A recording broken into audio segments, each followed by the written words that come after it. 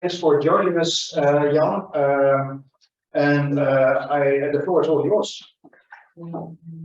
Thank you, Wieger, for this introduction, and thank you for the invitation and the opportunity to present to you CharmU University Alliance and to be part of your training course seminar in Dubrovnik. And my talk will be around the mobile European University CharmU. Next slide, please. CharmU is an alliance with 5 universities, and it is the universities of Barcelona, Utrecht University, Trinity College Dublin, Montpellier, and USFO Laurent University of Budapest. That's the founding universities.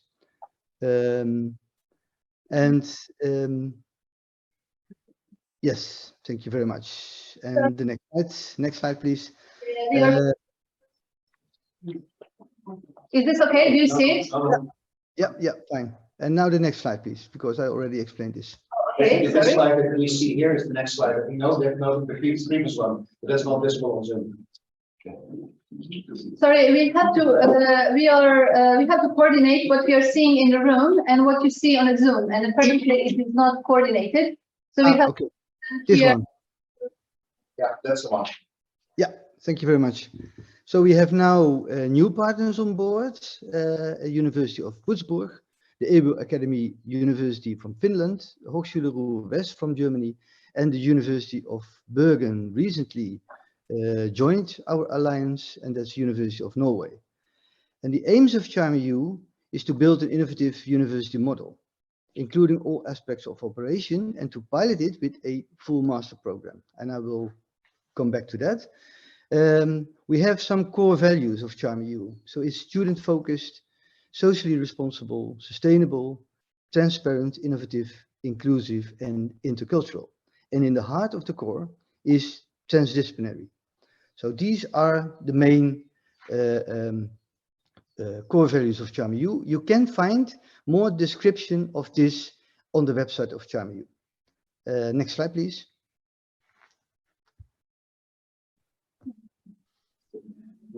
Yeah. And we developed in the past 3 years some educational principles and the sustainability, challenge-driven, inclusive, transnational, intercultural learning, situated, authentic learning, technology-enhanced, transversal skills, student-centered, research-led, research-based, of course. That are the educational principles, but also here in the heart of the educational principles is transdisciplinarity. Multiple stakeholders and disciplines engaged and integrated. And for the master program, we developed program learning outcomes, and you can see them on the right side. It's sustainability, transdisciplinarity, solving challenges, collaboration, communication, scholarship, professional and personal development, and digital skills. These are the main program learning outcomes of the master program. Next slide, please. So we pilot this innovative didactic concept with a master program, which started September 21. And the first students are just graduated a couple of weeks ago. And in September 2022, we had another edition of this master program with 65 students. And we are now aiming for a third edition, which will start in the coming September. Next slide, please.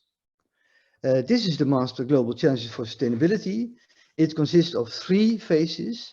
The first phase is the preparatory phase, where students work on social innovation, sustainability, and transdisciplinary research. And that's a compulsory part. Then the students can choose in the flexible phase, also a semester, on 3 themes: life and health, water, or food. And in the final phase, the final semester, we have a complex challenge-based capstone, where students work on complex problems from society or business.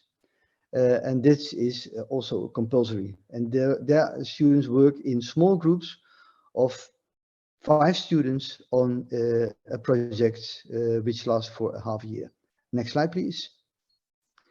To develop these modules and this master program, we organized knowledge creation teams where academics work together with external stakeholders and academics from all kinds of different disciplines work together. Next slide, please. And there's a really collaboration of academics and non-academics from the outside world, and also students are involved. And in the KCTs, because it's a transdisciplinary program, academics from all kinds of different disciplines work together. When we started this, they found it really difficult to use all those different perspectives for developing modules. But once we started, they became very enthusiastic, our academics, because it was for them also really new way of developing and organize the education. But they found it really an interesting way of developing and working together with other disciplines. So, and when it comes to the expanded part, the external stakeholders, they come from all kinds of different organizations, social enterprise, traditional enterprise, but also government and community. The next slide, please. To support them, the knowledge creation teams, the academics and also the non-academics, we developed all kinds of professional development to give them support. But when we started to develop this professional,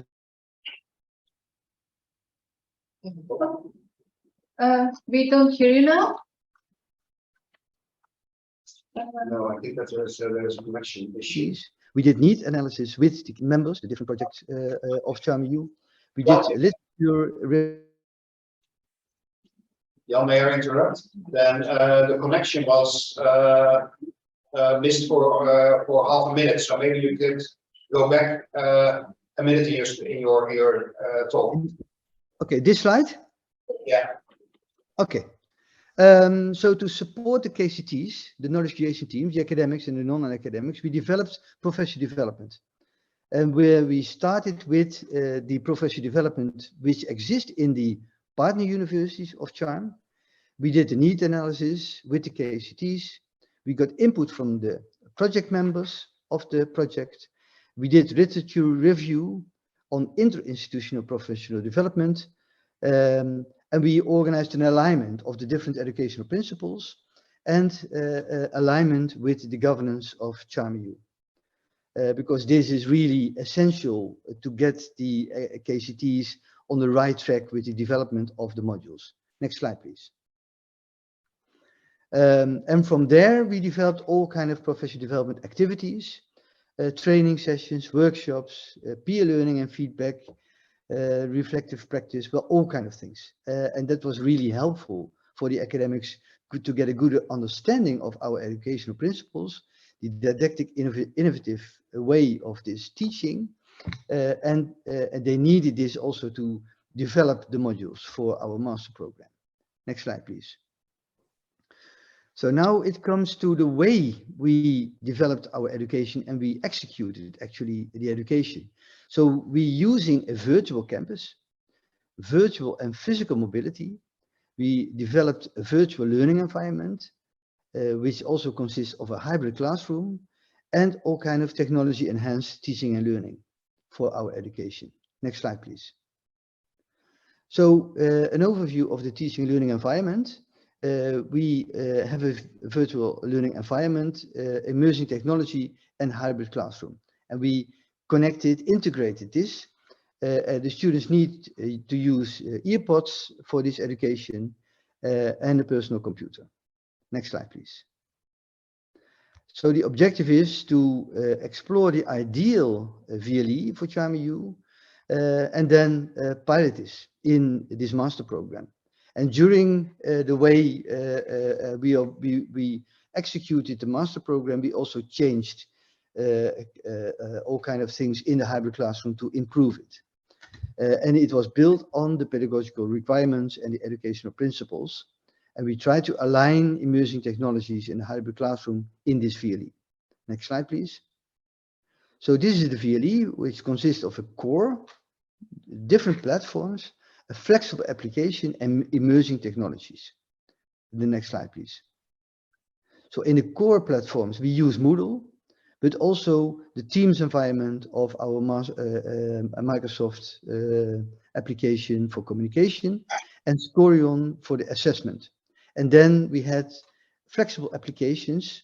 We used Feedback Fruits and Wooclap, Miro boards, that kind of things. And then we had some kind of emerging technologies on the topic of sustainability. We used the sustainability game, Utrecht 2040, which was developed by my colleague Karin Rebel from our geoscience. Next slide, please. So when it comes to the hybrid classroom, in all the universities, we developed a hybrid classroom where the students were connected. And in the hybrid classroom, we had pods where 5 students work together on a table and with technology. We had modular furniture and also a cozy corner. And yeah, next slide, please. This is technical equipment supports the plenary activities, the group work, and all kind of other specific activities where students need to work on. We equally offer the education in the 5 campuses. And the students were divided amongst the different universities when we start. So we started with 75 students, and in all the universities we had 15 students working together, physically face-to-face with each other. And in the same time, they were connected with the other students in the other universities where they work together online. Next slide, please. So there were activities which were completely online, where the student also could work from home. They just used the VLE and the Teams environment. And we had in-class activities where we used the hybrid classroom in different modalities. And there were some kind of virtual mobilities. That were short-term mobilities. That was optional for teaching staff to organize this. But there was also a physical long-term mobility, which was mandatory. Each of the students need to go for 1 semester to another university, at least 1 time. A lot of them did both. They changed 2 times because they liked very much to get the more experience from another university, another culture. Next slide, please. So these are more or less the 4 main scenarios, how we use the hybrid classroom. In scenario 1, you see the hybrid classroom where a teacher is in the hybrid classroom with a couple of students and other students are outside. For that purpose of that education, this was allowed, this was fine. The second scenario is that there is 1 teaching staff member in one of the hybrid classroom connected to the other hybrid classroom in other universities, where there was education and connection with the different hybrid classrooms and interaction of the teacher physically with the students at the home university, but also online connected to the other universities in the other hybrid classrooms. And then the third scenario is that there were 5 teaching staff members, 1 at each of the hybrid classroom, physically connected to the students at that university, but also connected online with the other teachers and the other students in the other hybrid classrooms. And then the 4th scenario is that where the students were allowed to organize their education themselves. We had the hybrid classroom available for them.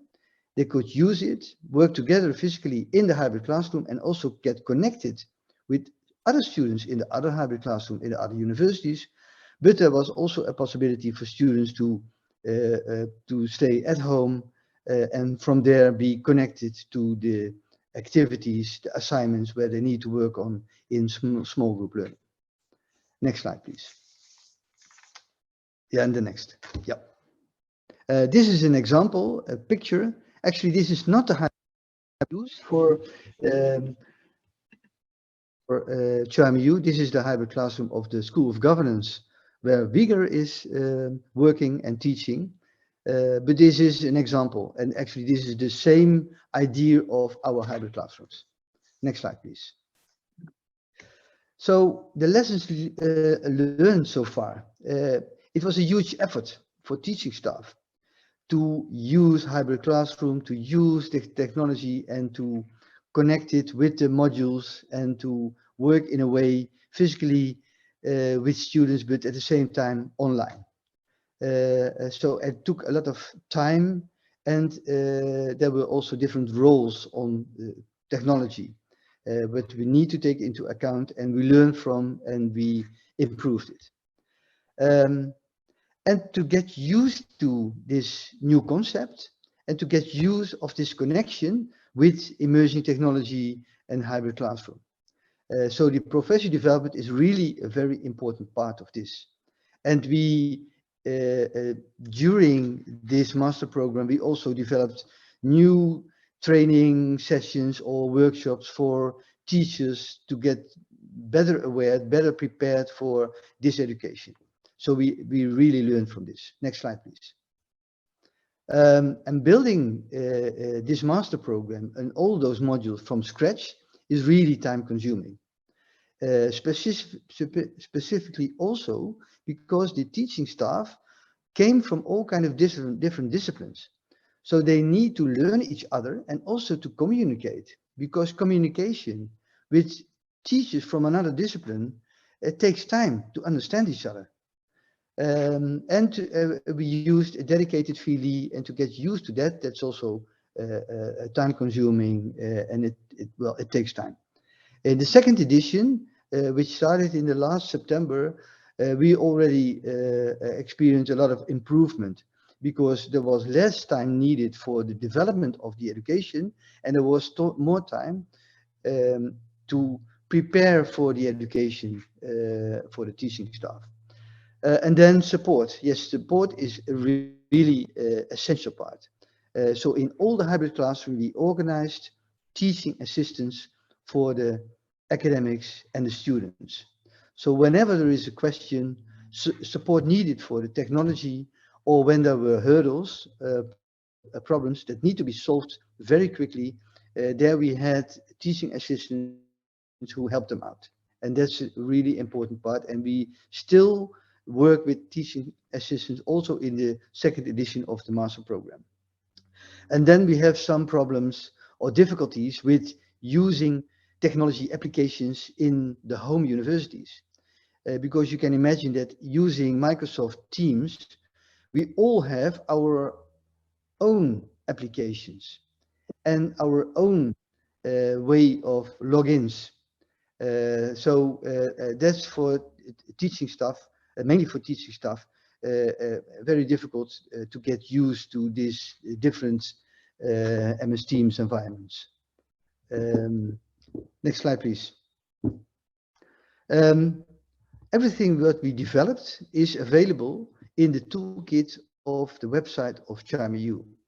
Also a handbook on hybrid classroom. Not only what is needed technology, but also how it works and how we experience this. So if you want to have a look, go to the website of CharmU. There is the toolkit at the top bar, and you can find all kinds of information of what we did in the past 3 years. Well, thank you very much. Next slide is thanks. Well, open for discussion.